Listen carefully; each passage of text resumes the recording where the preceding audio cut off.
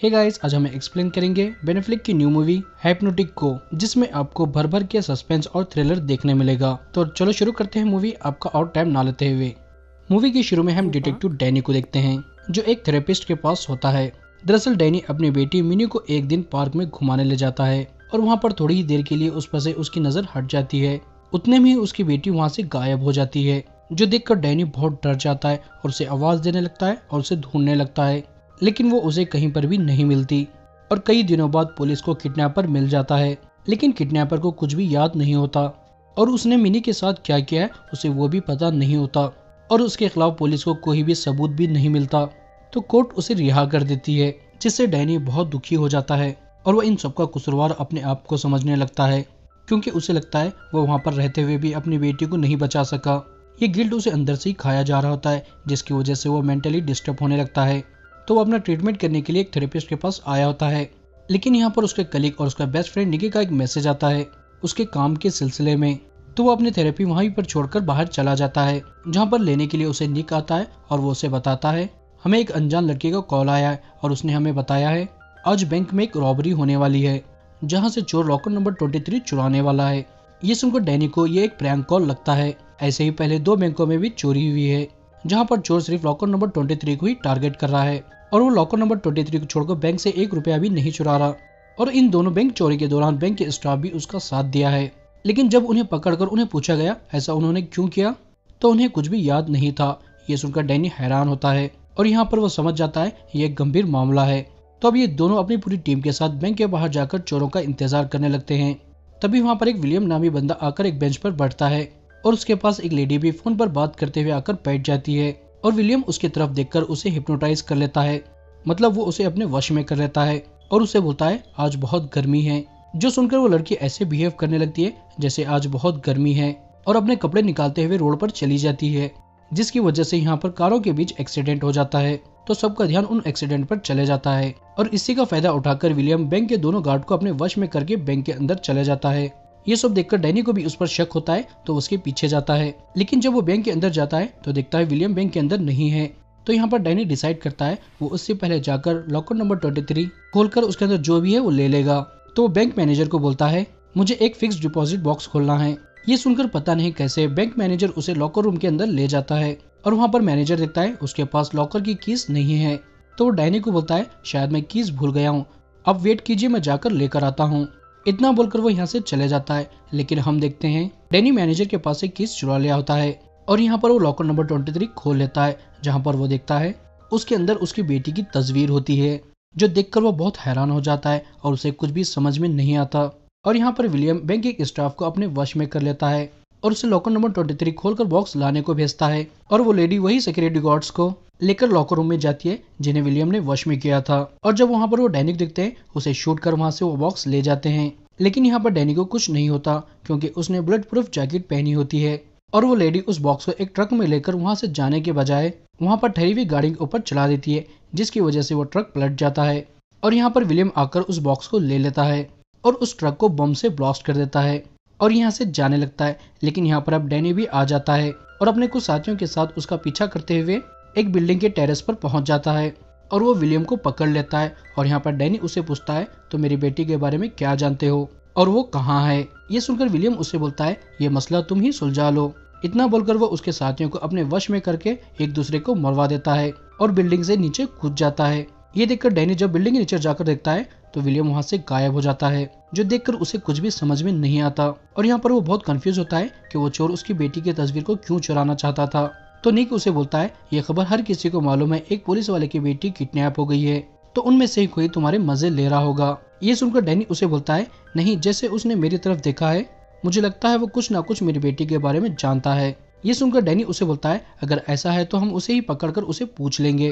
और अब हम आगे देखते हैं निक उस औरत का पता लगा लेता है जो उन्हें रॉबरी के बारे में कॉल करके बताया था। तो वो डैनी को कॉल करके उसके बारे में बताता है, जैसे उसका नाम डायना क्रूज है और वो कहाँ रहती है। ये सुनकर डैनी फौरन उसके पास चला जाता है, जहाँ पर वो एक आदमी की थेरेपी ले रही होती है। डायना डैनी को देखकर उस आदमी को वहाँ से जाने को कहती है। ये सुनकर वो बाहर जाने लगता है, लेकिन जाने से पहले वो उसे बोलता है मैं बाहर ही ठहरा हुआ हूँ, अगर ये कुछ करता है तो मुझे बता दीजिए। इतना बोलकर वो यहाँ से चला जाता है उसके जाने के बाद डैनी डायना से पूछता है, तुम रॉबरी के बारे में कैसे जानती थी, क्या तुम भी उसके साथ मिली हुई हो? ये सुनकर वो उल्टा उससे ही पूछती है, क्या तुमने वहाँ पर किसी को अरेस्ट किया है? तो वो बोलता है नहीं। ये सुनकर वो डर जाती है और उसे फौरन यहाँ से चलने को कहती है।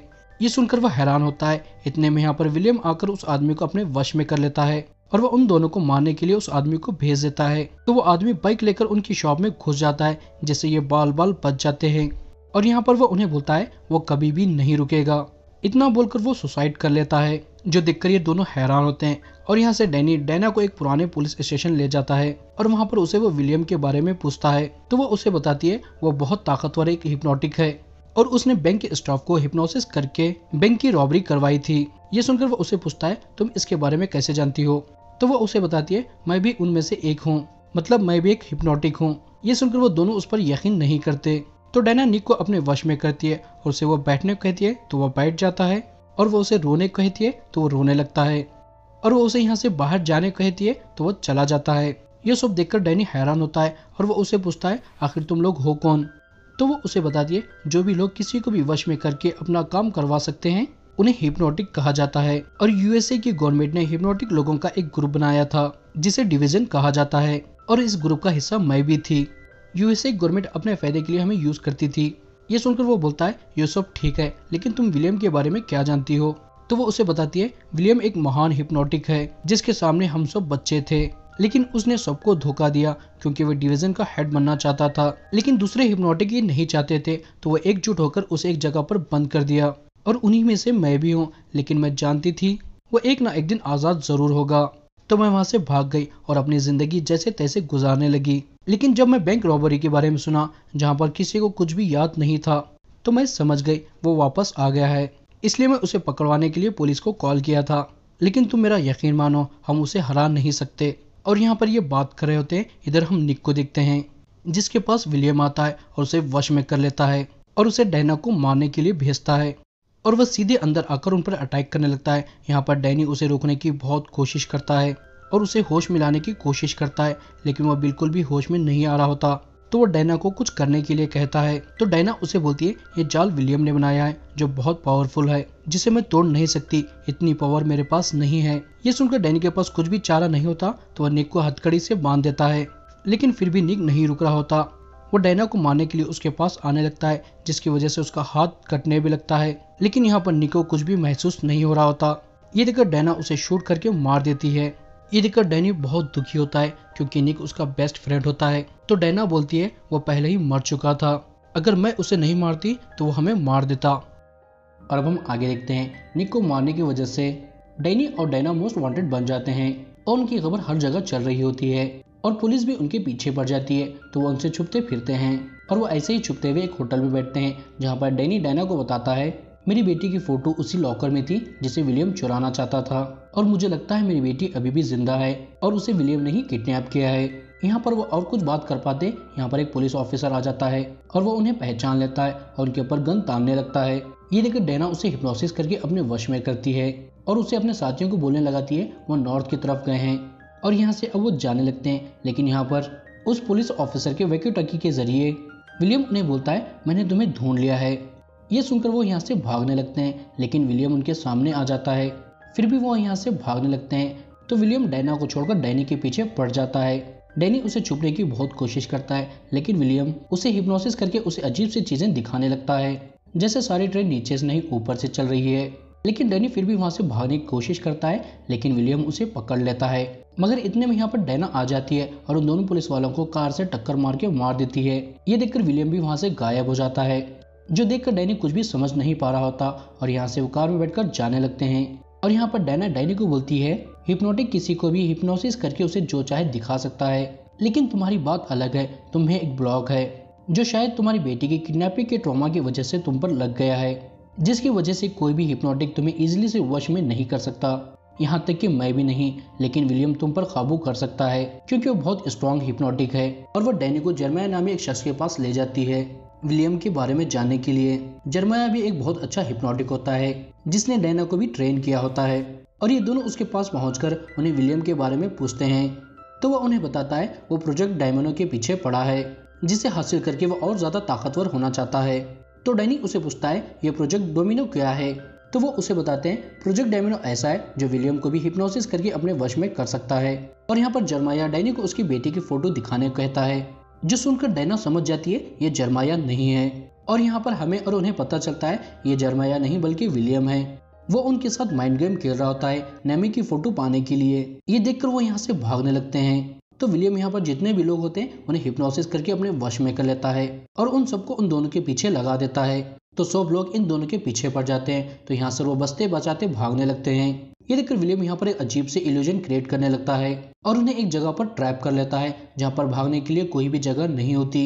और यहाँ पर वो आकर डैनी को हिप्नोसिस करके अपने वश में करने की कोशिश करता है। लेकिन यहाँ पर अजीब सी चीज होती है, डैनी सबकी तरफ गौर से देखकर सबको हिप्नोसिस करके अपने वश में कर लेता है, यहाँ तक कि विलियम को भी। और पुलिस को यहाँ से विलियम को ले जाने को कहता है। लेकिन यहाँ पर डैनी को कुछ भी समझ में नहीं आता कि उसने ऐसे कैसे किया और वो बहुत शॉक होता है।